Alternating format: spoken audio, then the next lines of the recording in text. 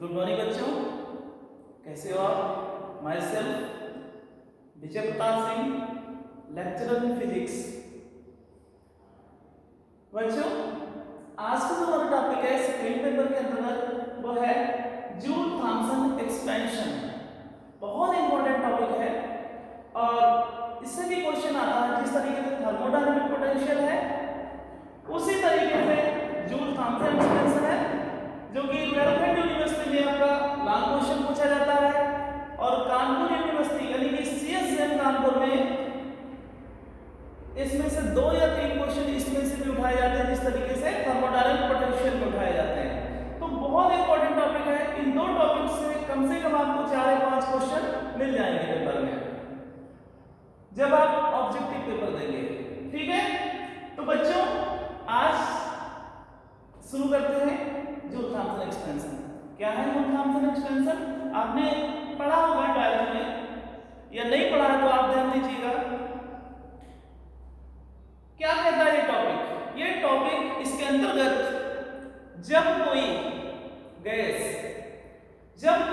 किसी porous plug से गुजारी जाती है, यानी फिर a gas is passed through a porous plug at a constant high pressure to the lower pressure,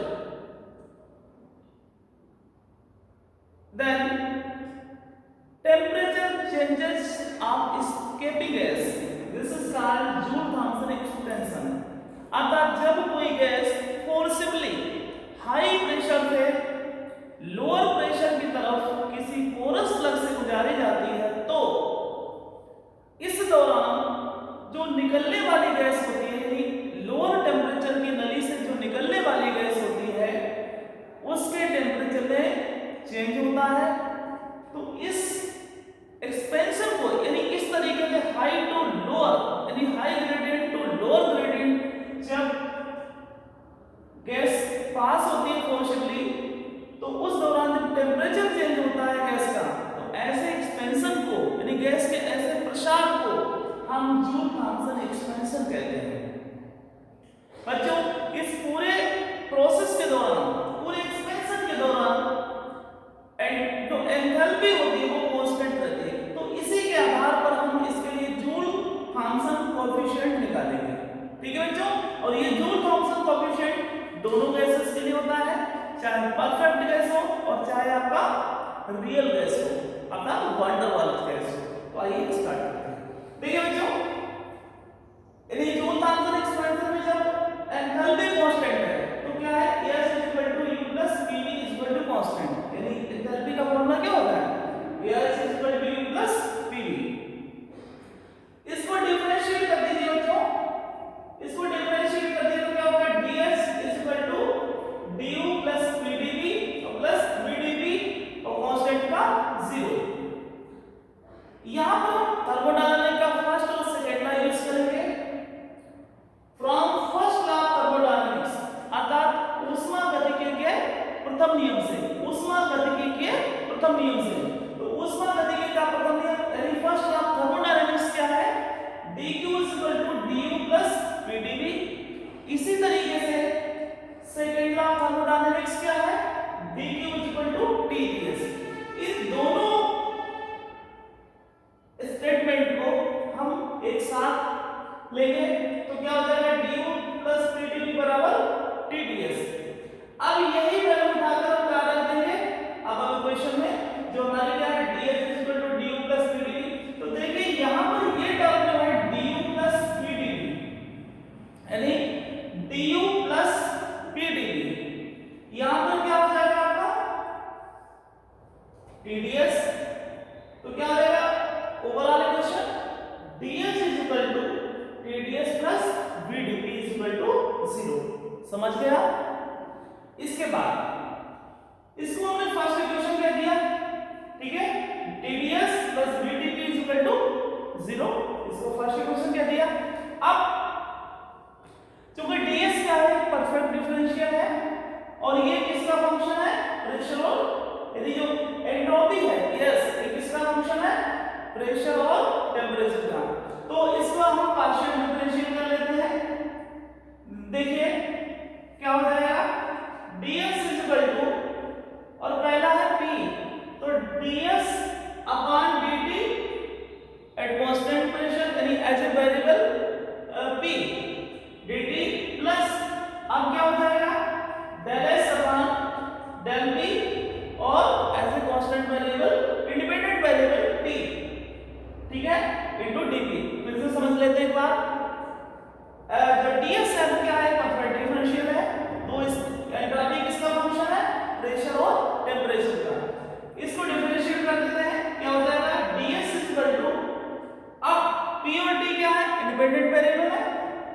तो कांस्टेंट मान लेते हैं तो del S upon del T P dt plus del S upon del P T dt।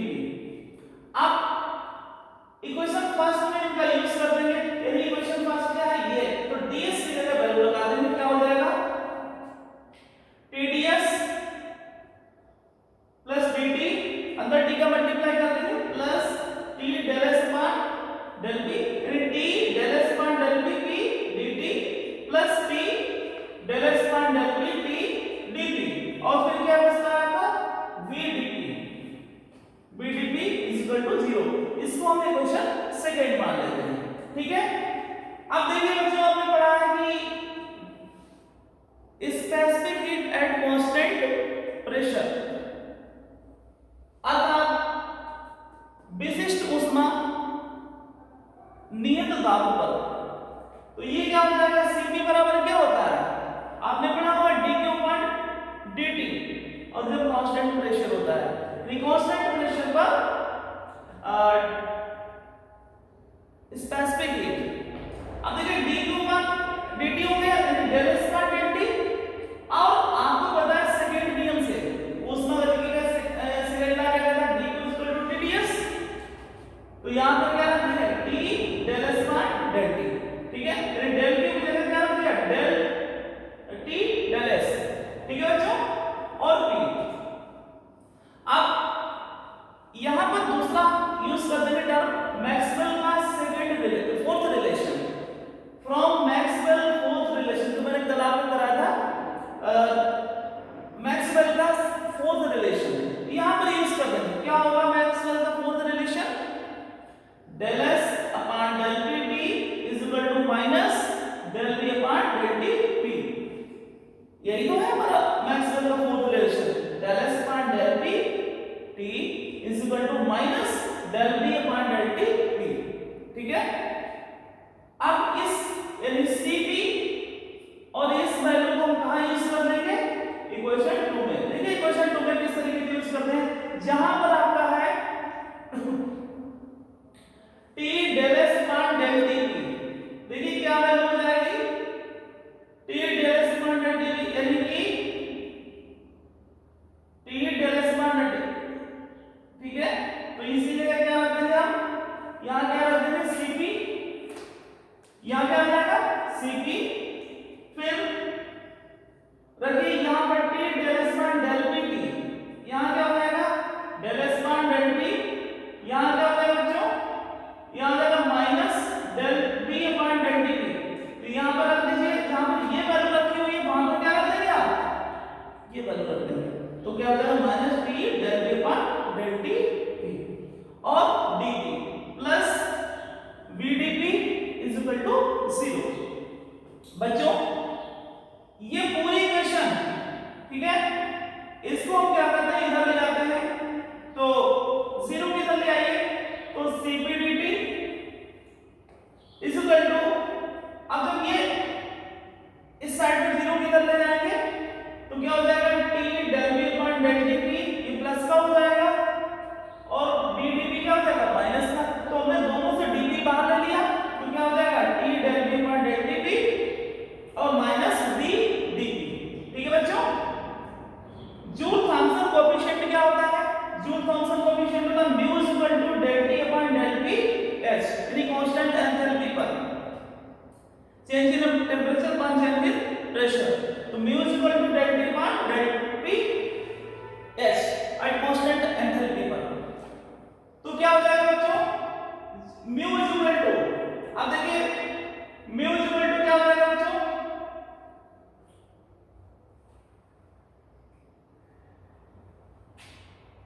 यहां से देखते हैं, यहां से केवल डेल टी की वैल्यू निकाल लेंगे हम लोग। देखिए डेल टी की वैल्यू निकाल लीजिए आप, क्या हो जाएगा, चाहे तो आप एक तरीका और है इसका यूज करने का, अब यहां पर भी कर सकते हैं।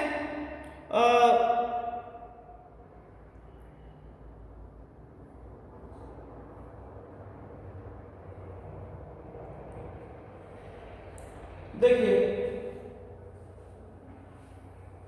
Mu is equal to del T upon del P H. ठीक है, समझ गए आप लोग। अब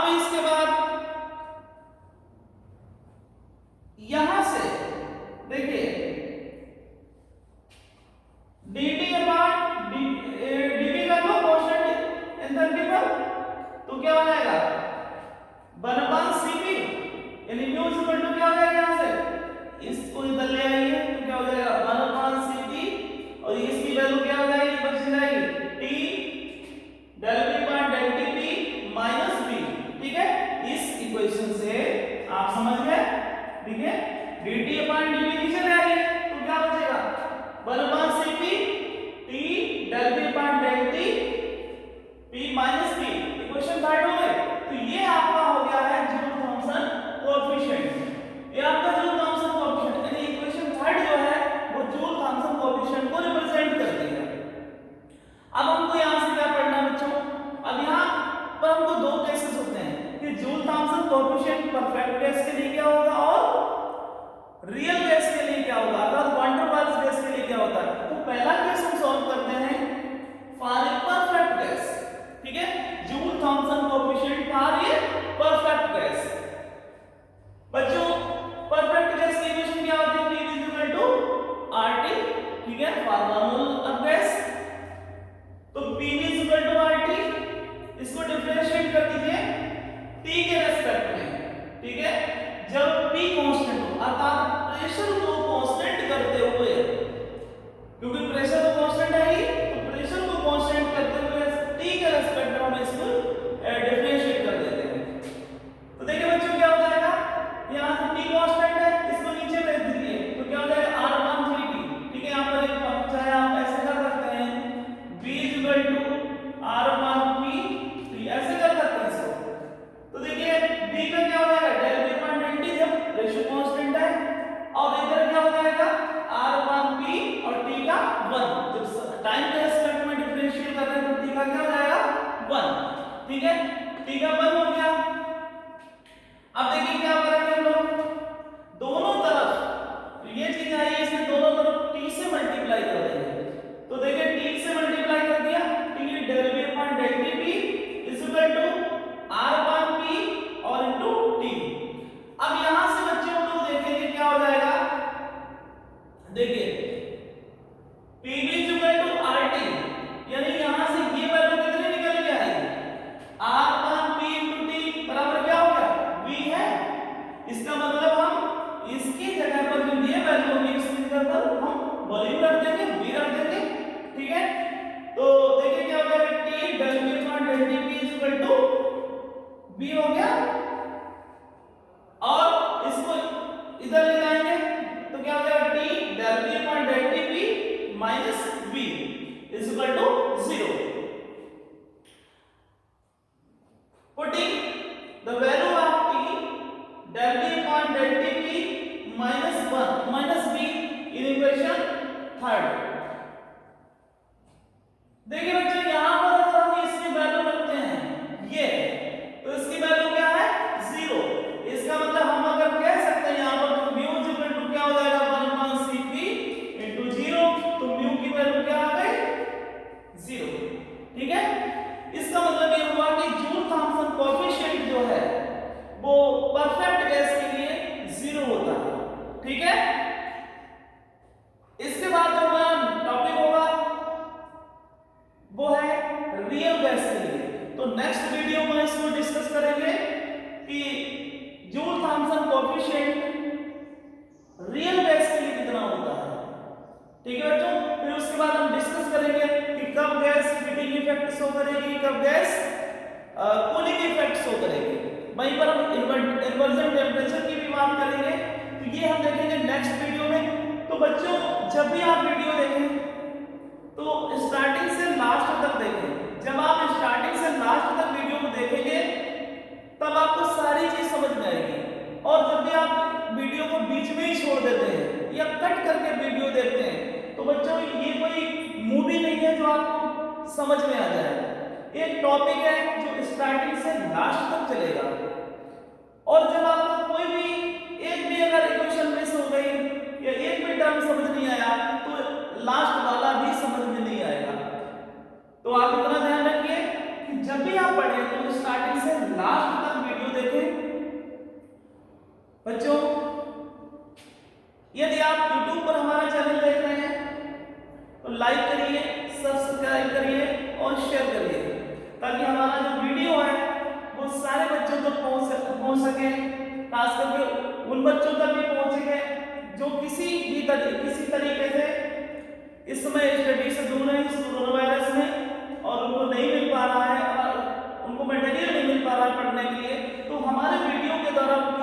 स्टडी हो सके। थैंक यू बच्चे।